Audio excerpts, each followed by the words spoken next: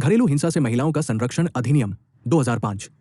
नीचे घरेलू हिंसा से महिलाओं का संरक्षण एक्ट 2005 पीडब्ल्यूडी 2005 के सेक्शन 1 से 20 की इंग्लिश में छोटी और एग्जाम के लिए जानकारी दी गई है। अध्याय 1 प्रारंभिक अनुभाग 1-2 धारा 1 संक्षिप्त शीर्षक विस्तार और प्रारंभ। घरेलू हिंसा से महिलाओं का संरक्षण अधिनियम 2005 कहा जाता है। पूरे भारत में फैला हुआ है। केंद्र सरकार द्वारा बताई गई तारीखों से लागू। धारा 2 परिभाषाएं। मुख्य शब्द पीड़ित व्यक्ति, घरेलू संबंध, घरेलू हिंसा, साझा घर, प्रतिवादी, संरक्षण अधिकारी आदि। पीड़ित व्यक्ति कोई भी महिला जो घरेलू रिश्ते में है या रही है और घरेलू हिंसा का आरोप लगाती है। अध्याय 2 घरेलू हिंसा। धारा 3। धारा 3 घरेलू हिंसा की परिभाषा। शारीरिक, यौन, मौखिक, भावनात्मक और आर्थिक शोषण शामिल है। दहेज के लिए परेशान करना और धमकी या जबरदस्ती करना भी शामिल है।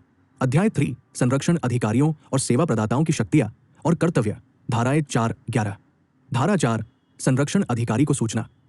कोई भी व्यक्ति घरेलू हिंसा के बारे में प्रोटेक्शन ऑफिसर को जानकारी दे सकता है। धारा 5 पुलिस अधिकारियों, सेवा प्रदाताओं और मजिस्ट्रेट के कर्तव्य। पीड़ित महिला को उसके अधिकारों, उपलब्ध राहत और कानूनी सेवाओं के बारे में बताएं। धारा 6 संरक्षण अधिकारियों के कर्तव्य। महिला को एप्लीकेशन फाइल करने, मेडिकल मदद, शेल्टर और प्रोटेक्शन ऑर्डर पाने में मदद करें। धारा 7 सेवा प्रदाताओं के कर्तव्य। एनजीओ रजिस्टर्ड बॉडीज कानूनी मदद, काउंसलिंग, शेल्टर और मेडिकल मदद देंगी। धारा 8 संरक्षण अधिकारियों की नियुक्ति। राज्य सरकार खास इलाकों के लिए प्रोटेक्शन ऑफिसर नियुक्त करेगी। धारा 9 संरक्षण अधिकारियों के कार्य। एप्लीकेशन फाइल करने, डोमेस्टिक इंसिडेंट रिपोर्ट डीआईआर तैयार करने और ऑर्डर का पालन पक्का करने में मदद करें। धारा 10 सेवा प्रदाता। सर्विस प्रोवाइडर्स का रजिस्ट्रेशन और उनके कामों की जानकारी। धारा 11 सरकार के कर्तव्य। एक्ट का प्रचार करें, अधिकारियों को जागरूक करें और इसे अच्छे से लागू करना पक्का करें। अध्याय 4 राहत के आदेश प्राप्त करने की प्रक्रिया। धाराएं 12-20। धारा 12 मजिस्ट्रेट को आवेदन। पीड़ित महिला, प्रोटेक्शन ऑफिसर या दूसरे लोग राहत के लिए मजिस्ट्रेट के पास अप्लाई कर सकते हैं। धारा 13 नोटिस की तामील।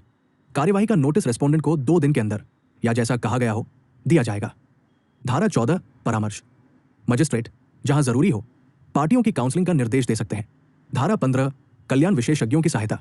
वेलफेयर एक्सपर्ट्स की मदद ले सकते हैं। धारा 16 कार्यवाही बंद कमरे में होगी।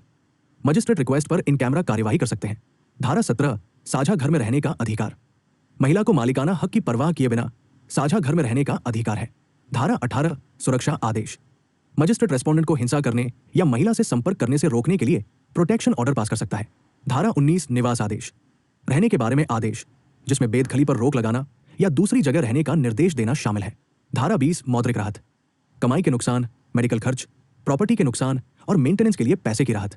हाइल्ड एग्जाम पॉइंट्स 1-20 घरेलू हिंसा की व्यापक परिभाषा। धारा 3 निवास का अधिकार टाइटल से स्वतंत्र है। धारा 17 कई सिविल राहतें उपलब्ध हैं। सुरक्षा, निवास, पैसे से जुड़ी। प्रोटेक्शन ऑफिसर्स के जरिए तेज महिला केंद्रित प्रक्रिया।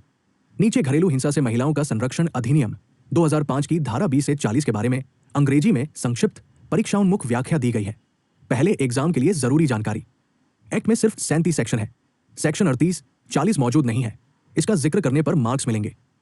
चैप्टर 4 प्रक्रिया और राहतें जारी। धारा 20 मौद्रिक राहत।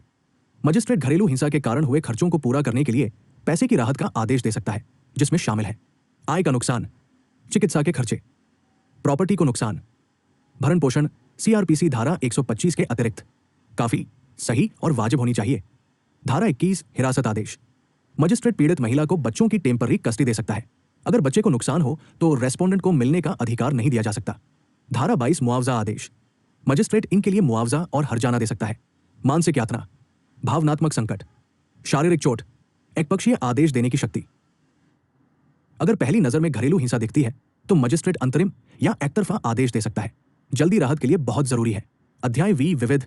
धारा 24 सेंस। धारा 24 न्यायालय द्वारा आदेश की प्रतियां निःशुल्क देना। पार्टियों और प्रोटेक्शन ऑफिसर को फ्री में दी जाएंगी। धारा 25 आदेशों की अवधि और परिवर्तन। ऑर्डर तब तक लागू रहेंगे जब तक उन्हें बदला या रद्द नहीं किया जाता। मजिस्ट्रेट हालात बदलने पर ऑर्डर बदल सकता है। धारा 26 अन्य कानूनी कार्यवाहियों में राहत। इस एक्ट के तहत राहत इन मामलों में भी मांगी जा सकती है। घरेलू कोर्ट, परिवार न्यायालय, आपराधिक न्यायालय। धारा 27 अधिकार क्षेत्र।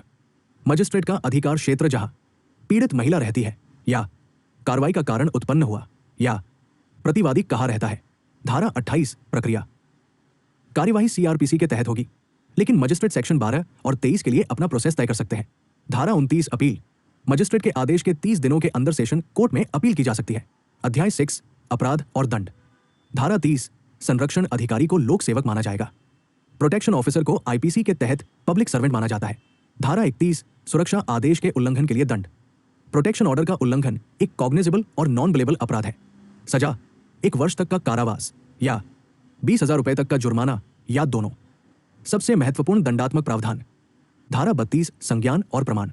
कोर्ट पीड़ित महिला या प्रोटेक्शन ऑफिसर की शिकायत पर संज्ञान ले सकता है।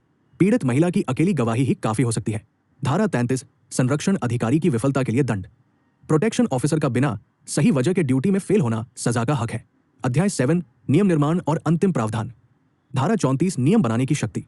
इसे लागू करने के लिए नियम बना सकती है। धारा 35 संसद के समक्ष रखे जाने वाले नियम। संसद के सामने रखे जाने चाहिए। धारा 36 ऐसा कार्य जो अन्य विधियों का अनादर न करता हो, अलावा है उनका उल्लंघन नहीं करते। धारा सैन्य निरसन और व्यावृत्तियां। पहले किए गए कामों की कंटिन्यूटी और प्रोटेक्शन पक्का करता है।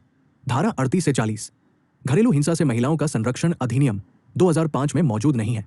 हाइल्ड एग्जाम टेकवे 2037 मौद्रिक हिरासत और मुआवजा राहत। मजिस्ट्रेट की अंतरिम और एकपक्षीय शक्तियां। सुरक्षा आदेश का उल्लंघन आपराधिक अपराध। दूसरी अदालतों में भी राहत का दावा किया जा सकता है। एक सेक्शन 37 पर खत्म होता है। मॉडल परीक्षा लाइन। घरेलू हिंसा से महिलाओं का प्रोटेक्शन एक्ट 2005 के सेक्शन 2037 पैसे कस्टडी और मुआवजे की राहत, अंतरिम और एकतरफा order, appeal system, protection order तोड़ने के अपराध और नियम बनाने की शक्तियों से जुड़े हैं। एक्ट में सेक्शन 37 के अलावा कोई और नियम नहीं है। अगर आप आगे चाहते हैं MCQs बटा PYQs, judiciary, UPSC, state exam, IPC 498 और CRPC 125 के साथ तुलना, एक पेज का पूरा एक्ट रिवीजन चार्ट। अगर आपको यह वीडियो मददगार लगा हो तो कृपया इसे लाइक, शेयर और सब्सक्राइब करें। जल्द ही फिर मिलेंगे।